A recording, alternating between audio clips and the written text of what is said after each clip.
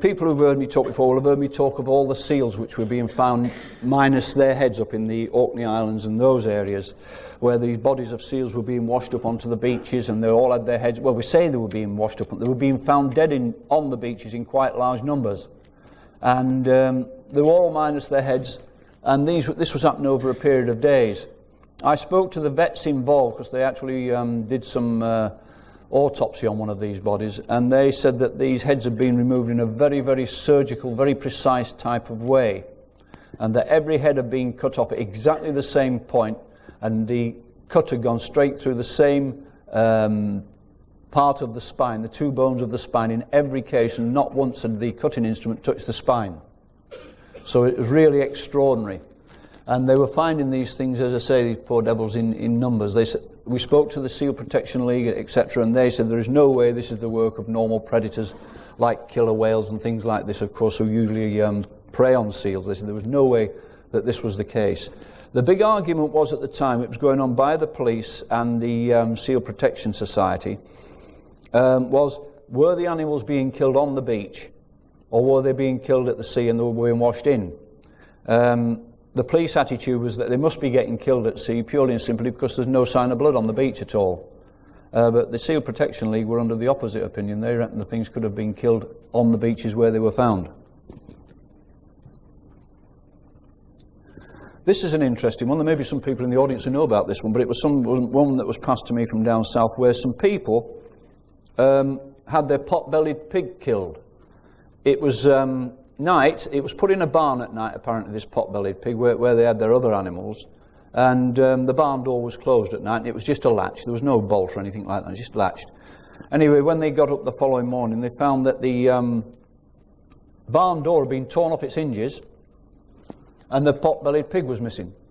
And it was found about half a mile away, minus its head and one of its legs. Once again, there was no blood anywhere around to be found.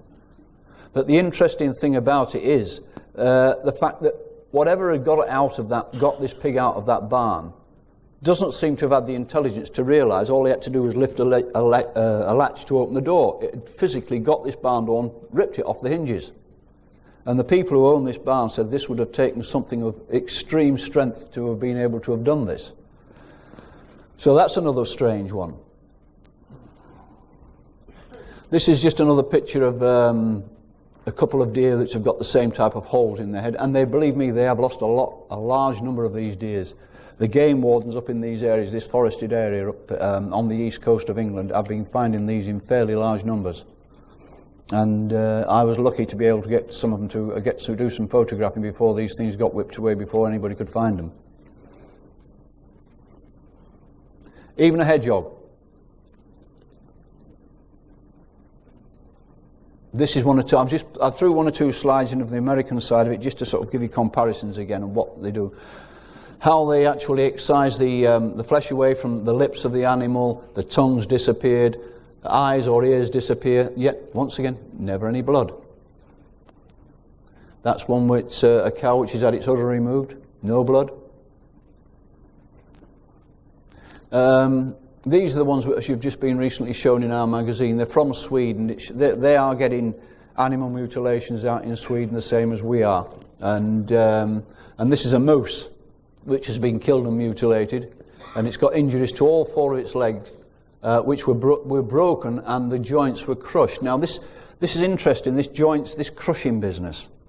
I've had this come to me before, where animals which have been killed have found that it's been found that the bones, some of their bones, have been pulverized inside them by what must be a very, very powerful force, because when you start talking about bulls that weigh 1,000 pounds and they're found dead and their bones crushed, it makes you wonder what it is capable of doing this.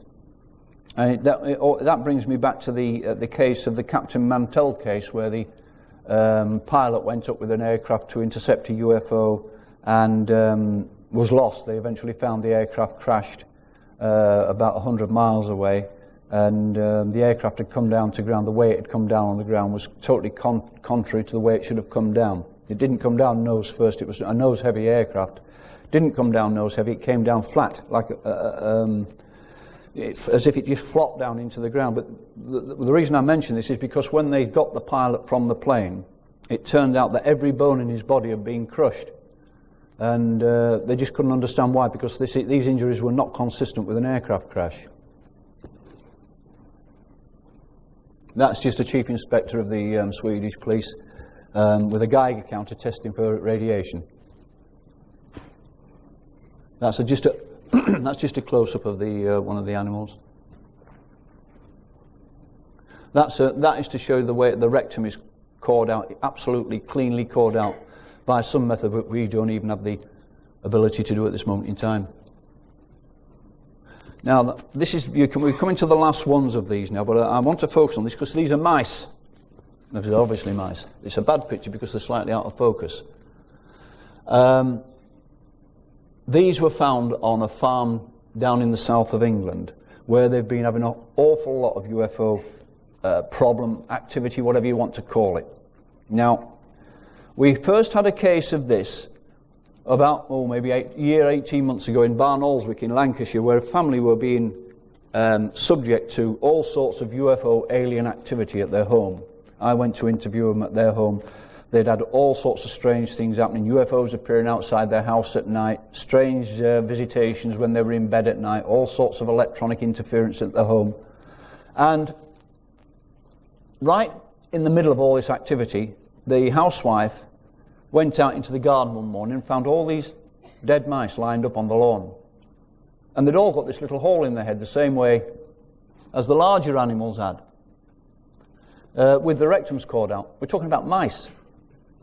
Now, this particular case is another one where the same thing, identical thing has happened, where they found all these mice lined up, holes in their heads, rectal areas cored out.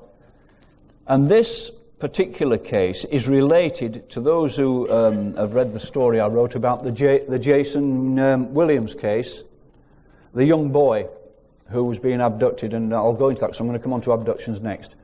But it's happened on the property which is owned by Jason Williams' parents.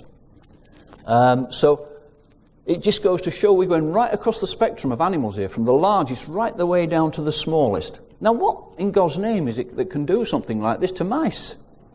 And what are they trying to prove? I mean, when mice are lined up like this, as they were in the previous case, there's something obviously lining these mice up to do this like that. I mean, that's not sort of a haphazard way of if the bodies were thrown out. They're being actually laid out like that and left like that. So what is the logic behind something which is doing something like this? Is it being done to scare people? Or is it being done to tell them something else? It's very, very difficult to really come to terms with exactly what is going on with this mutilation business because, well, I don't know.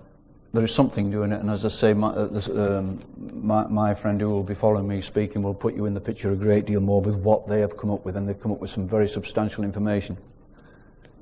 I honestly believe that this is being done by some ET. Everything points at it being done by ET.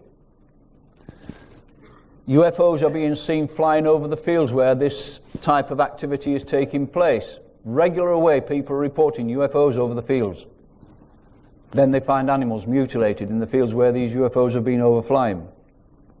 I have written to more professors of veterinary sciences, agricultural sciences, you name the sciences, and I have a book with everyone listed at all the universities and everything else.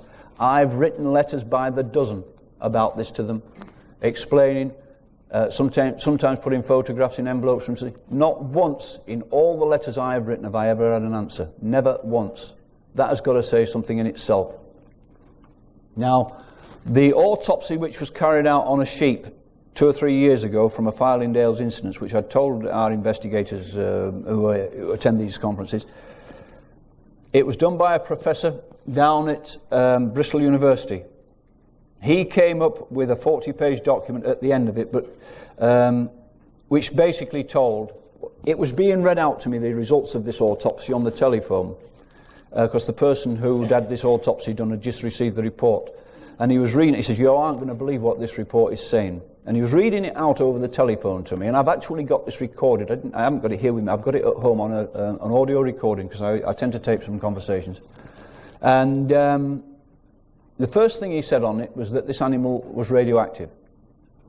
And the second thing of any significance that came out over the telephone to me was that there's something had happened to this animal which had totally altered its genetic structure. The cells in its body had been altered. They were not the same. Some sort of reversing polarity, if you like. It was at that time when he was reading these things out to me over the telephone that he had a visit at his front door, and some authorities arrived at his front door with a warrant to search his premises and confiscated everything he got, including that report he was reading out to me. They took the lot. And they said it was under the national security heading. That is why it was not in our interest to know this kind of information. So we went back, or he did, went back to this professor who'd done the original report and says, look, can we have a duplicate of this report? And by this time, this professor had been got at. He said, look, there is no way I am going to give you another report. He said, if anybody asks me, he said, I will deny that I ever gave you the first one. And he said, I wish I'd never got mixed up in this business. He said, I value my family and my job too much to get any more involvement. He says, so I don't want anything else to do with you. These are what the things that are going on.